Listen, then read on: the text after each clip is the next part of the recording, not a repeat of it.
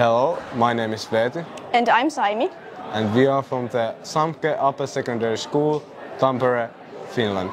And we would like to introduce our ECF4 CLIM intervention called Strategy for Sustainability Education and our intervention Samke CO2.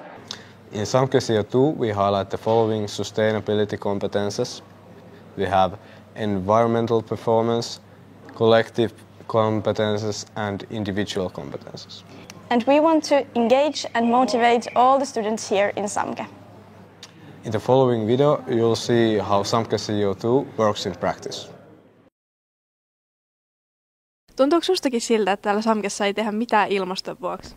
Aihe onnistutaan jotenkin tunkea joka tuntipäiväkirjaa, mutta silti mitään konkreettista ei koskaan näy. Oot sä huomannut täällä Samkessa jo pitkään jatkunutta hämärää ja vähän epämääräistäkin toimintaa? Kuka laittaa vaihtarit kitkeen vieraslajeja ja istutteleen puita ulkomaanreissujen jälkeen?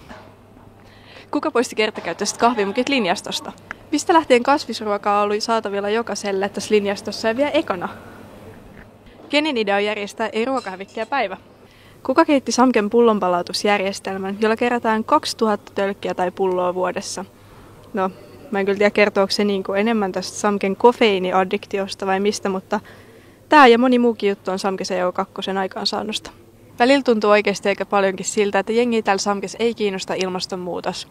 Mutta Samke CO2 painaa koko ajan töitä. Jengi kerääntyy yhteen tiedottaakseen koko kouluun siitä, että mitä kaikkea täällä tapahtuu. Kaikki vähän pienemmätkin jutut, esim. Pyörätelineet ja kierrätysastiat, niin on aika merkittäviä tekoja, kunhan vaan tarpeeksi moni niihin osallistuu. Tussakin mukaan niin sä voit olla vaikuttamassa näihin päätöksiin.